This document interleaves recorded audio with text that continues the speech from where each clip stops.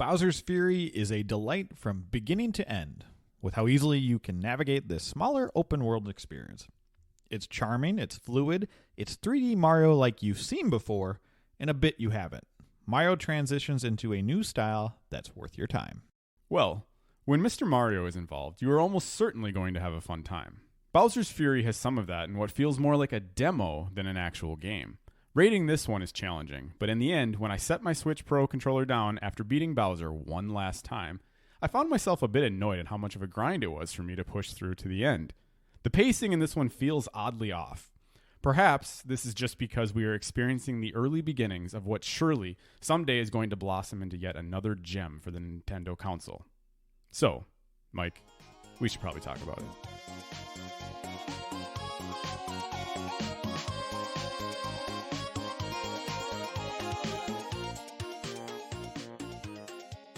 Welcome to Bits of Time, where we ask the simple question, is this game worth your time? I'm your cat-eared time lord for the day, Michael.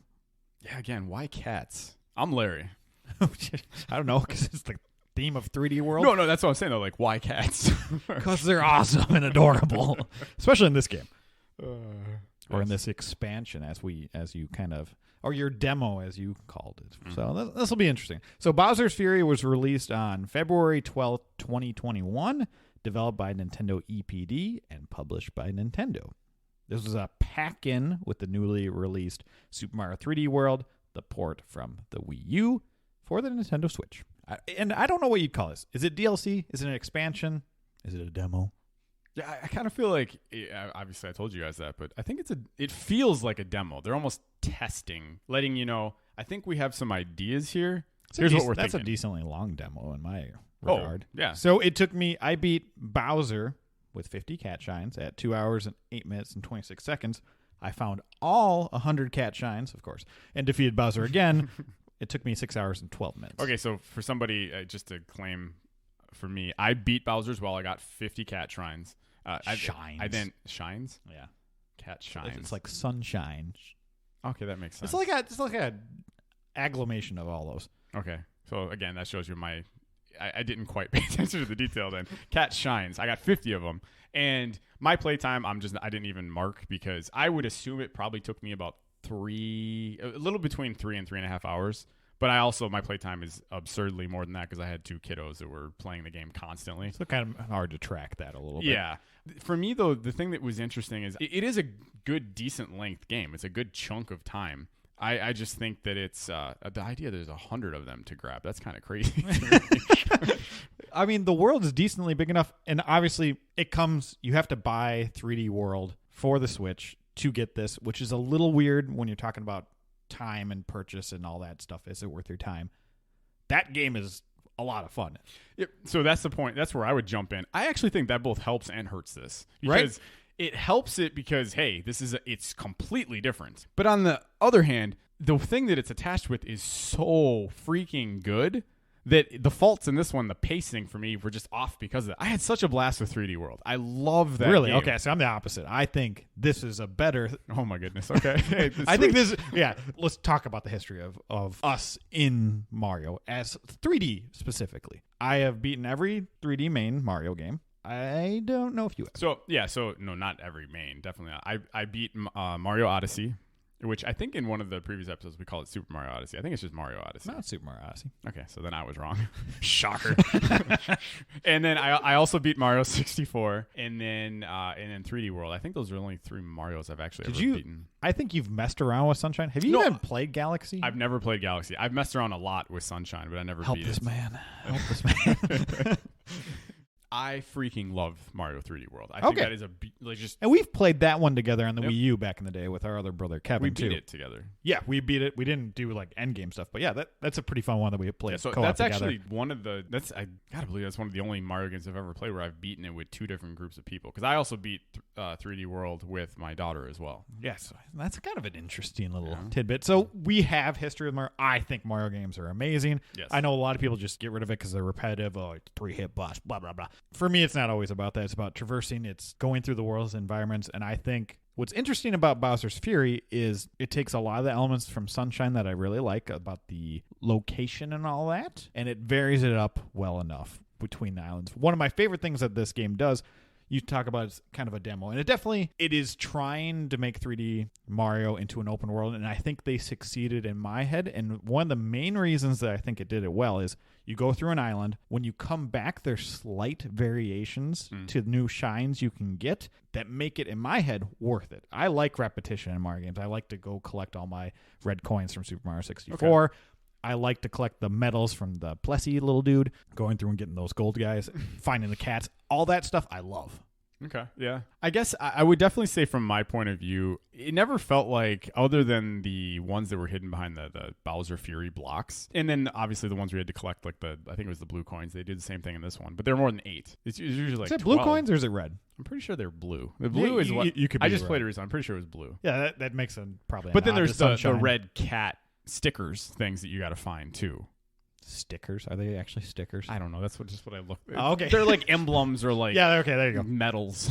Oh yeah. So you collect those and they turn into a shine. That's what you're thinking of. Okay. Yeah. And so each island had, or each little platform section had, at least 3 samey things, and there was obviously always the one where you had to complete and get all the way to the top or the finalized section of it. But how do you feel about that? Do you like that there when you go to a new island, you know you're going to have some sameness, but you're also going to have the challenge of getting to the top? Yeah, I actually, to me, that's all the way back from Mario 64. There's something core about making sure I always know I have my red coin collection, like you had brought up. I do like that factor of it.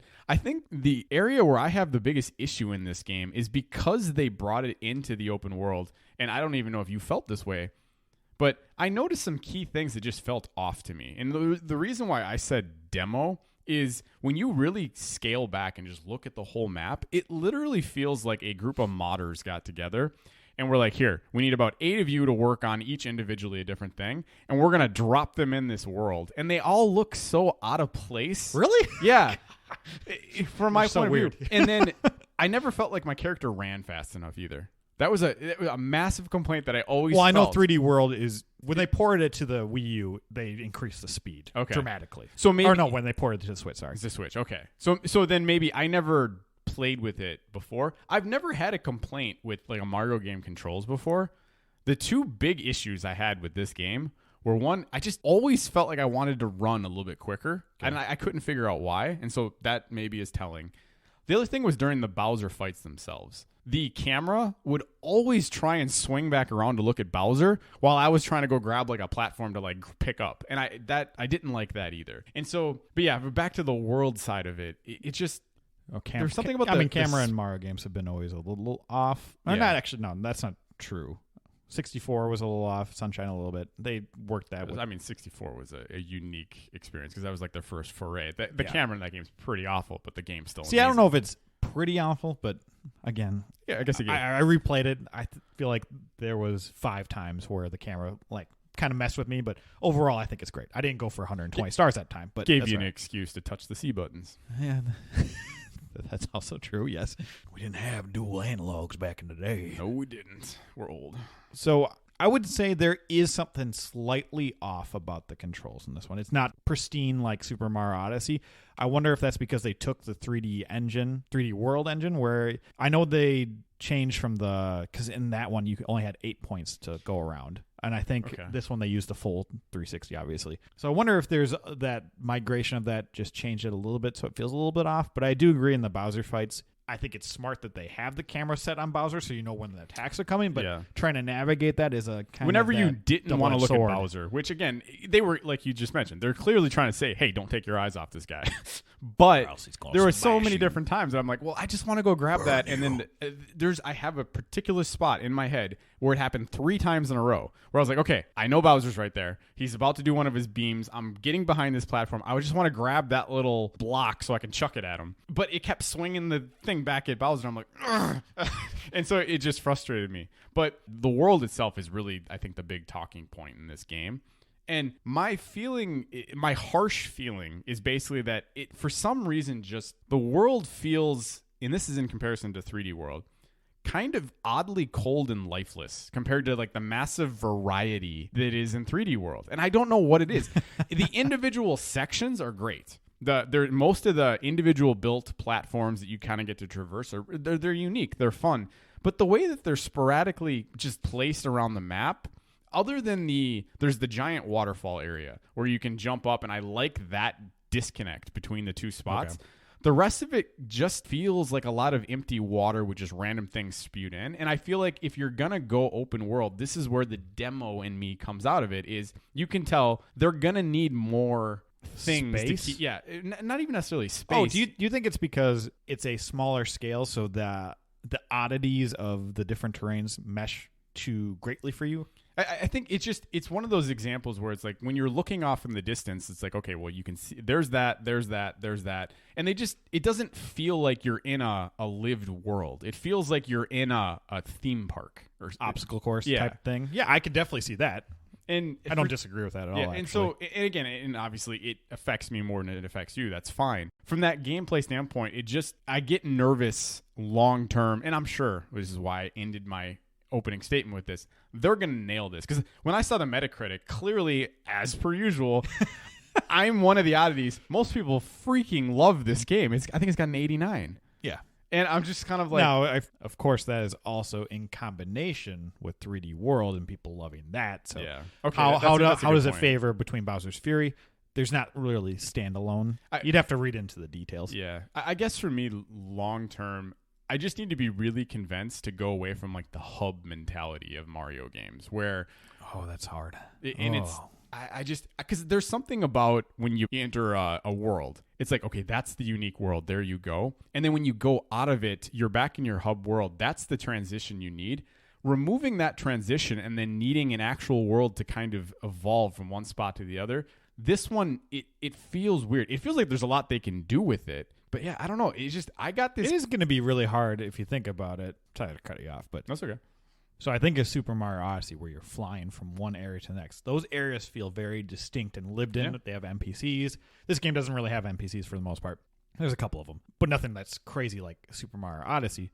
Yeah, how do you make that Mushroom Kingdom feel cohesive enough? Like Zelda did a very good job of breaking the areas up, and it felt like it still lived in one world in Hyrule. But also then, so that would be the thing, is Zelda is a gigantic, and we're talking Breath of the Wild there. Yes. It's a gigantic game.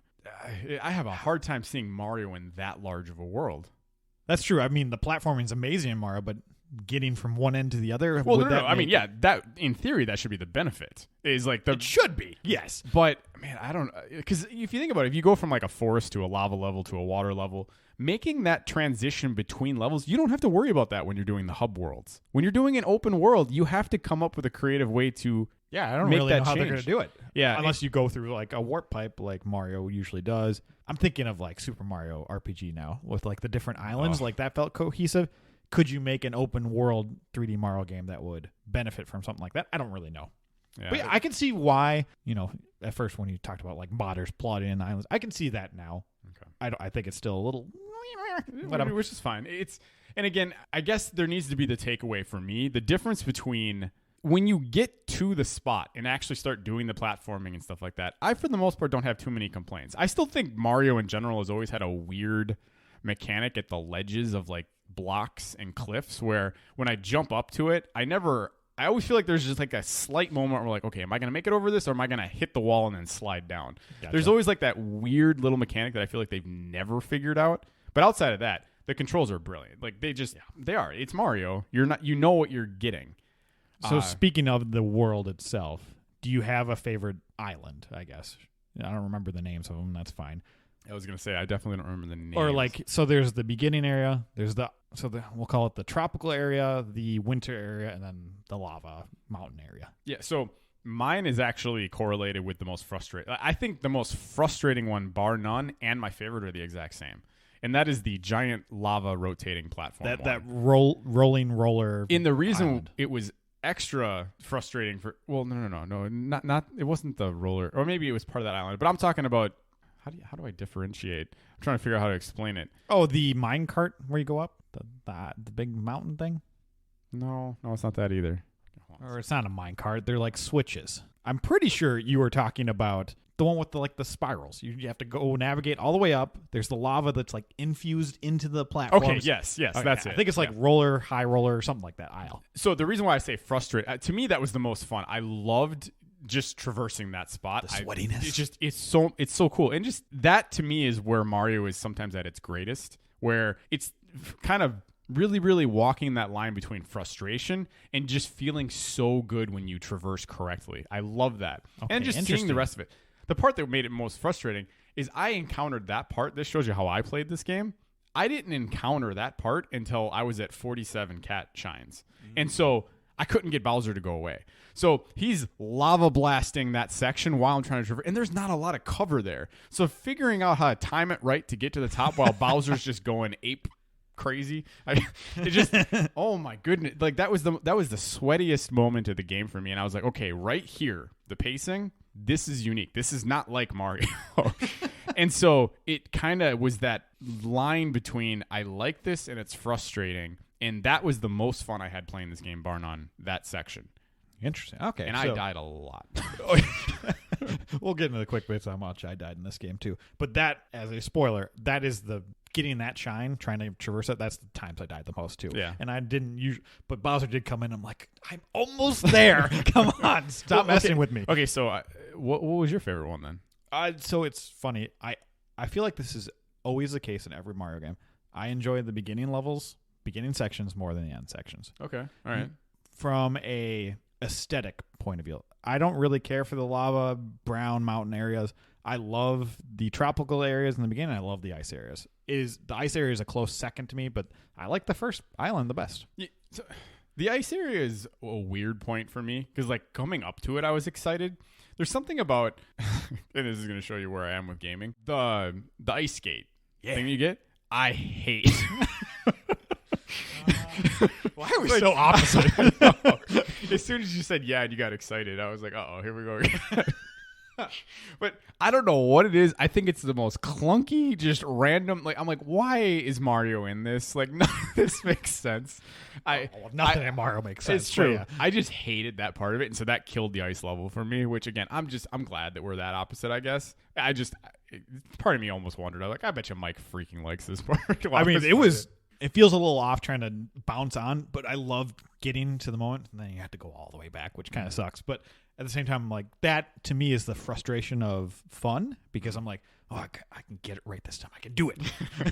And so, yeah, I like every island in this game. I think they're diverse enough that it makes it fun traversing. Like I love in the ice world where you go into the little arena, you have to fight the bullies or whatever. Oh, yeah. That's great. Well, yeah, that is a nice world because it's 3 different times, right? You have to go through. Mm-hmm. Yeah. Surprise! I know the rules of 3. Which actually, if I remember correctly, the Bowser fights ended up not 100% following. At least the last time I fought Bowser, I only stomped on him twice, and he was dead. And then of course you had to do the stupid chase scene at the end, which we can get into that. Just gave away my thoughts. Apparently he doesn't like it. Okay. So we're opposite in that regard. I think your point of having the frustration level to excitement ratio, I think Mario games do an excellent job of making that a threshold almost throughout the entire game for me. Yeah. I like how they ramp up the difficulty. Even in this open world game, it did feel like they had a good balance of that. Well, because I mean, there was still somewhat like you couldn't get to a lot of the areas because of, you needed to unlock to get the shine to go and remove all the gunk. Yes. Okay. Yeah. Oh, let's talk about just, I guess, the story elements of the game. You walk in and get sucked into this new world.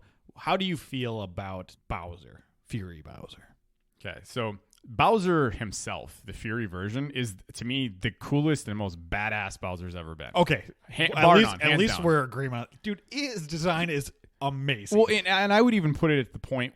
This game's strongest point, minus the lava section that I just really like, that I guess you don't like as much, is when you're walking around the map and the map turns, if you're looking for something, and then there's Bowser just sitting in the background staring at you, is the most terrifying, hopeless feeling. And I've never experienced that in a Mario game before. It's great. Which is why I think, the reason I used the demo portion, that mechanic, they need to evolve that. I think that would be a brilliant thing to do in an open world, because you need to have some other threat in between the moments. And I think that might be something that works. Almost like going from place to place. You're safe from Bowser or whatever when you get to where you need to go, but maybe in the open world transitional place, it's terrifying because maybe Bowser's just going around. I don't know, something like that. But yeah. Dude, that visual of Bowser It's so good. slowly going up into the air is so beautiful, so like terrifying in some regards, but I just love that you have a visual of, there's a countdown, but there's no numbers. There's nothing. It's the rain. Yeah.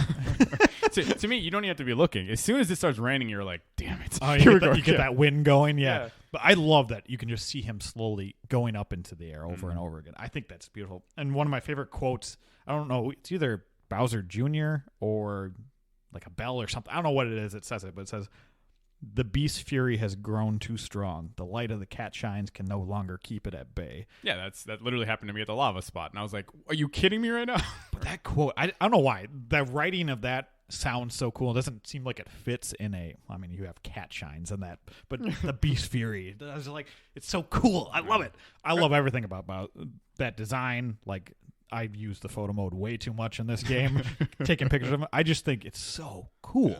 And I agree. He's never looked more. To me, this is hands down. I don't even think, I understand everything's opinion. I don't think there's a debate. There's not a better version of Bowser. I think in one of the games, there's a scene where, he gets giganto-sized as well, and he's in a cutscene. He just looks so menacing and terrifying in this game. In the way that it's done. So like you can just be doing your normal Mario butt stomp and stuff, but then you just know he's right here. You just turn that camera around and he's getting ready to blow fire at you again. And it's very, very well done. I will say one negative, and I can't decide.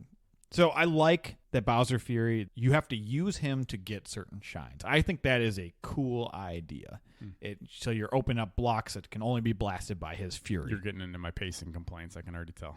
Do you think the interruption of him himself is too much? Too frequent, I guess. I would actually say this much. I had both sides happen. There were times when I realized I was close to two different spots where I was like, I'm only 2 away from getting my next Giga Bell to like work. And I'm like, okay, well, here we go. And I found myself literally just sitting there waiting for Bowser to come out. And so I was a little annoyed at having to wait. But I was like, well, this makes sense because that's the mechanic. But I was like, I should have planned this out better. So maybe that's on me. But that's a good point, though, yeah. But on the other end, the pacing of it, there were multiple times where it's like I was focusing on, okay, let me try and enjoy this platforming aspect. And then he would come out. And because he was coming out, I no longer was actually paying attention to the platforming. It was just, let me get through this so that I can get the cat shine so then he goes away. And then I can start doing the rest of my stuff. And so I found myself multiple different times within this game where, because, you hurt him like a tiny bit every time you get it when he goes away. I was like, I probably didn't pay as much attention to what I was doing to get the shine because I was just trying to get through it to get Bowser to go away. And so I feel like maybe sometimes that hurt the platforming for me a little bit. Yeah, I think my thing would be, instead of hurting the platform, I would use that opportunity. It's like, okay, I have to go find a block that he can break, so I'm going to scurry around and try and find it. So there's kind of some fun to that. There's also kind of some frustration with that. So that's my only negatives of the game. I know I'm very biased. I love Mario games. Well, is the interruption maybe is a little too much, and the controls are a little wonky here and there. But again, that's a transition. And again, I didn't have too many problems with any of the platforming because of the controls. It just felt not as crisp. Yeah. So, okay. And I'm kind of glad because I actually debated. I was trying to figure out how I could talk about that, but that's probably the best way to word it. I don't feel like for a Mario platformer that the controls are usually so tight. The crispiness, that's a good way of wording it. It's just not the A level. It's like a B plus, A minus level for me. It's not a negative. It's just if you're used to playing Mario, it's not as good. So that makes sense. I agree with you there. Okay, cool. So one of the other main parts of this new Mario is, well, Bowser gets super huge, and then Mario gets super huge. What do you think about the Giga Cat Mario? I mean, it's basically Super Saiyan Mario.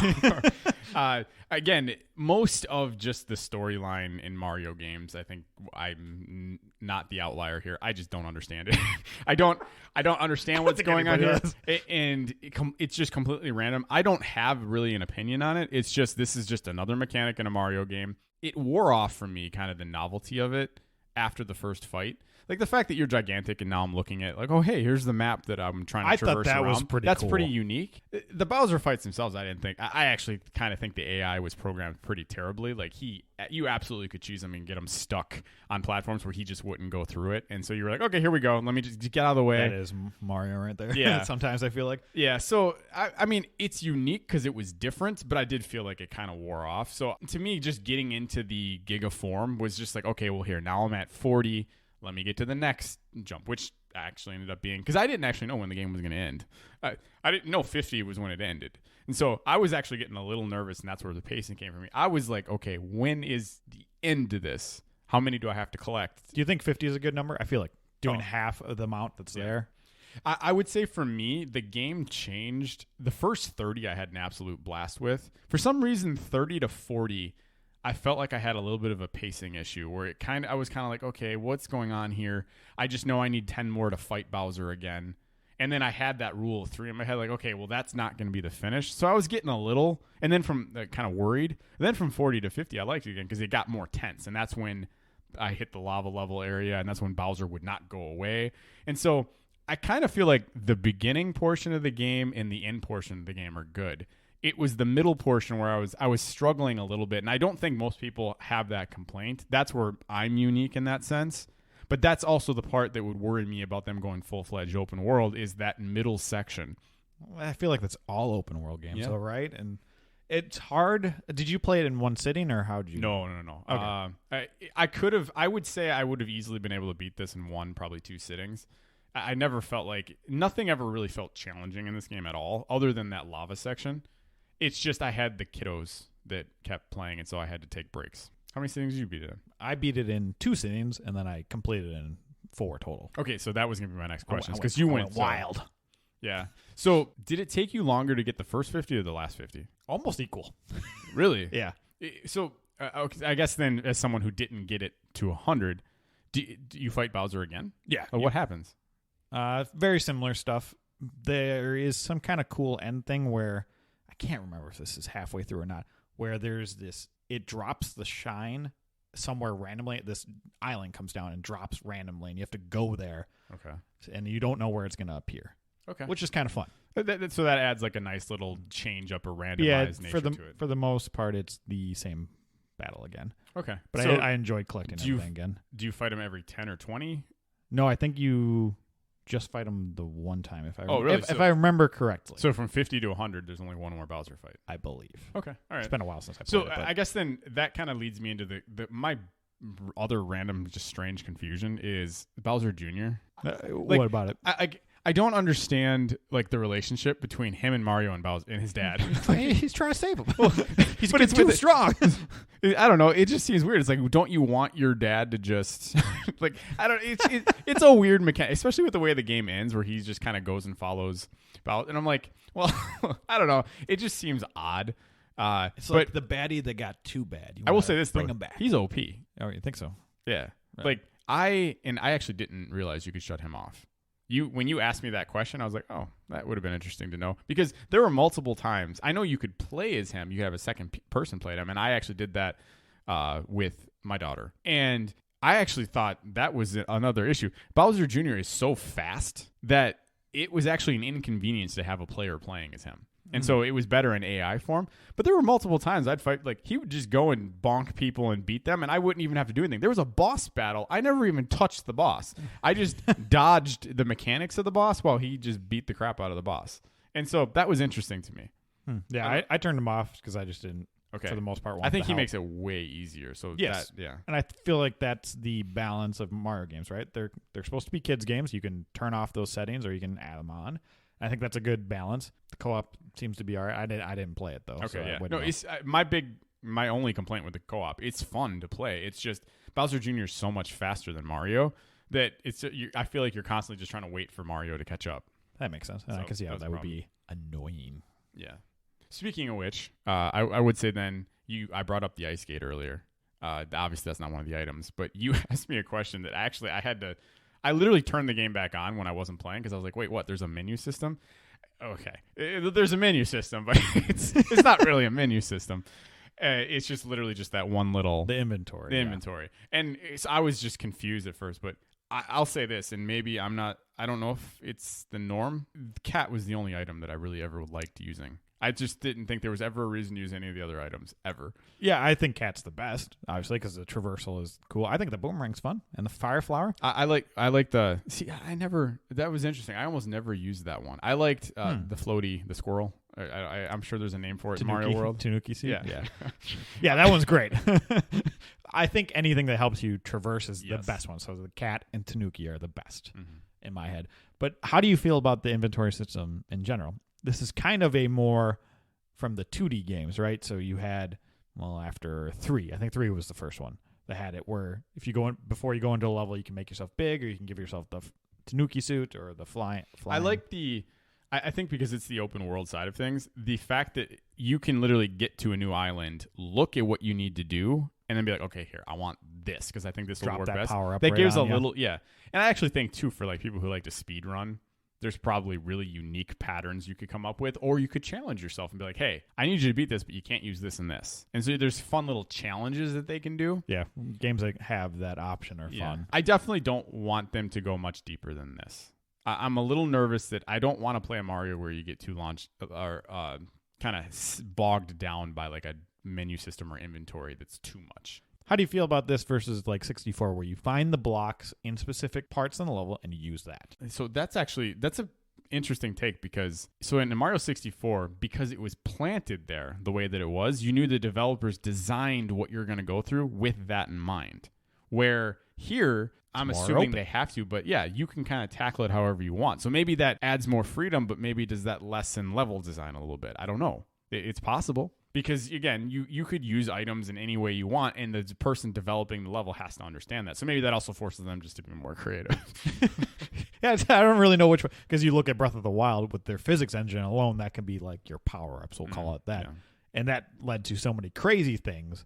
And then Super Mario 64, every power-up you get is timed. Like in Super Mario Galaxy, your fire flower is timed, your ice power is timed, which people didn't like that. I'm torn. It makes you think quicker. It makes you get to objectives quicker. So is that a better thing? I don't really know. Yeah. I just always think of the Invisible Cap and getting that. You get it, and then you go down that long ramp in 64. You know the one that I kind of wanted? I wish they would have had I guess I just literally was arguing against this. But the idea, I did like the flower. When you pick up the plant and you can go around, like, because there's a star or a shine attached to that where you got to eat all little, like, I don't know what the heck, like greasy looking little black blob things. Oh yeah, those things that are with the platforms that fall, like, which I love that section too. I guess I think it would be kind of fun to play around with. Like, there was part of me that always wanted to be able to have that plant and then ride. Called fuzzies? I don't know what maybe fuzzies. Yeah, they look like grease balls. Yeah, I can get. Yeah. I know what enemy you're talking about. I have no idea what the names are. Exactly. And so, what's the name of your the lapra? That's the Plessie. Plessie. Thank you. I always wanted to grab the plant and jump on Plessie and then go flying around all over the place too. I did think too, by the way, some of the I thought they were all too easy. I think they could have gotten a little bit more challenging. But all the sections where you could get a cat shrine by doing the race when you were on Plessie was a nice. That's a good intermediate to get you from one spot to the other. Yeah, I liked those, and I think I messed up on one or two of those. I cleared them all in the first try for whatever reason. My only time I can show off. The other thing that I would say, so on that Bowser, the last fight, as much as I disliked. Just suddenly it went into like, we're going to ride Plessie and keep smashing the bells into him and keep knocking him back further and further. And then he annoyingly jumps and takes him away from you every time. So you're like, oh, okay, keep me going. I did like the fact that you could do the dive underwater mechanic with him or her. I don't even know. Yeah, to dodge all the to dodge the Bowser flames. Yeah, I think that was cool. Yeah, that was a nice little touch. So you don't like... No, I don't know. It felt like such a... We don't really to me, I got the vibe. It was like, okay, how are we going to end this fight? Let's not do it the same way we've been doing it this whole time by just butt stomping underneath Bowser's shell. So let's come up with something different. Well, we've been using this since it's open world. Let's just add that. I don't know. I think it's cool because you traverse the entire open world and you use a bunch of ramps. I don't know. I thought it was fun. Yeah. But I also like racing. Well, so I guess that would be the takeaway before you get into your quick bits. I was wondering, so the difference between me and you is like I went 1 through 50. You went 50 to 100. Like, what was it other than, is it just merely the collection, or did you legitimately, you were like having just a blast the entire time? It's kind of both. Like I needed to collect all of them. It was just Okay, there's so- something okay, so inside that's me, which I don't different. get that in every Mario game. I get pretty Did close. Did you do that with Odyssey with the 900? Or I got close. I still need to 100% it, but I'm very close. Okay. I'm at like 960 or something ridiculous. My goodness. Maybe I even think- more than that. I think I'm in 980 last time I checked.